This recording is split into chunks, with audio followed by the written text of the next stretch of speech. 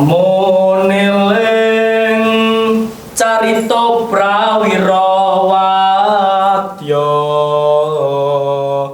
digdayane nyi ageng jaya ing palagan Raden Ajeng Kustia mijil saking Serang negeri pangayom bangsa brasta para kumpeni.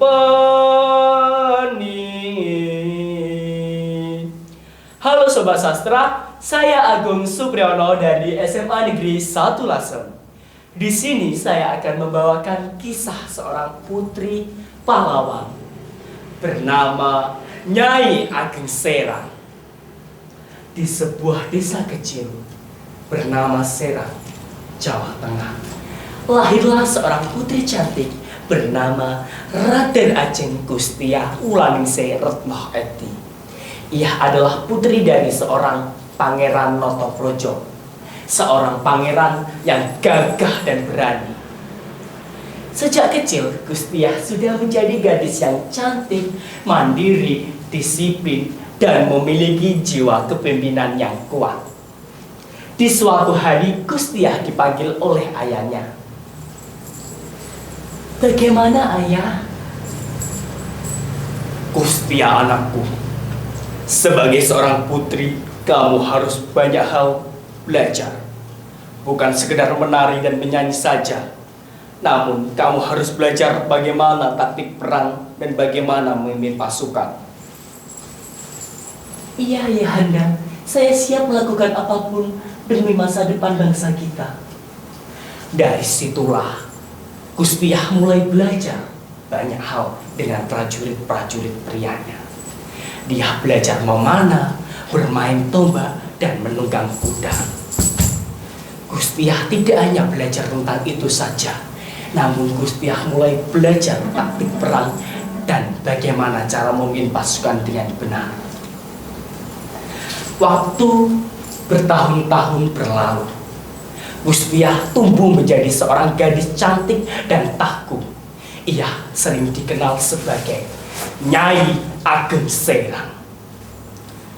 Saat perang Diponegoro pecah pada tahun 1825, Nyai Ageng Serang yang berumur 73 tahun tidak tinggal diam melihat perang tersebut. Ia dengan pasukannya mengikuti perang Diponegoro kala itu. Dengan tangguh yang diusung para prajuritnya, Nyai Ageng Serang berlawan di mana-mana.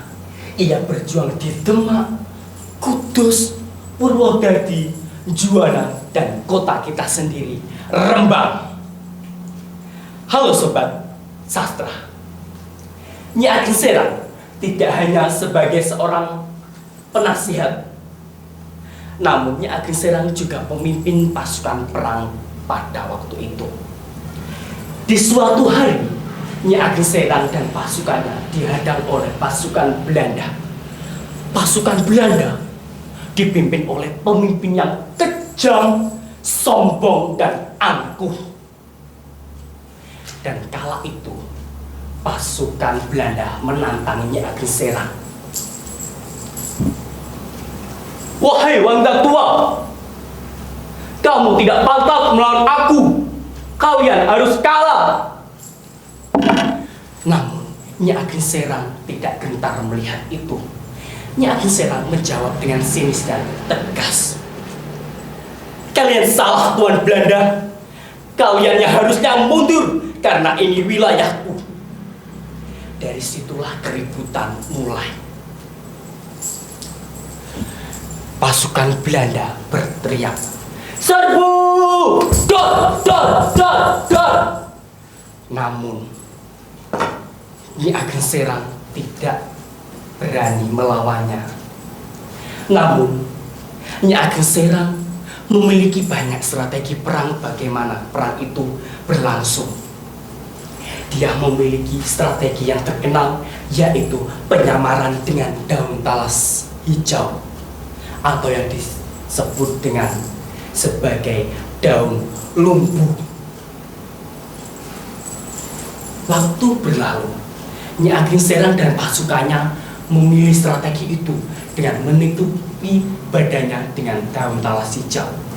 Dia bersembunyi di semak-semak dan di pohon-pohon. Ketika Belanda menyusuri hutan, deng deng deng deng deng, deng deng deng deng deng, dan tiba-tiba pasukan Nyi Ageng Serang melawan dari belakang. Ya, ya, ya! Ampun Tuan, ampun Tuan, ampun, ampun, ampun. Mulai dari situlah Nyi Ageng Serang menang melawan penjajah Belanda. Nyi Ageng Serang, wanita perkasa, nundung Walanda saka tanah Jawa. Pada waktu itu, pasukan Nyi Ageng Serang dan Nyi Ageng Serang kembali ke Serang. Itu saja yang dapat saya sampaikan. Di sini memiliki nilai-nilai luhur. Sifat keras tidak harus dibalas dengan kekerasan.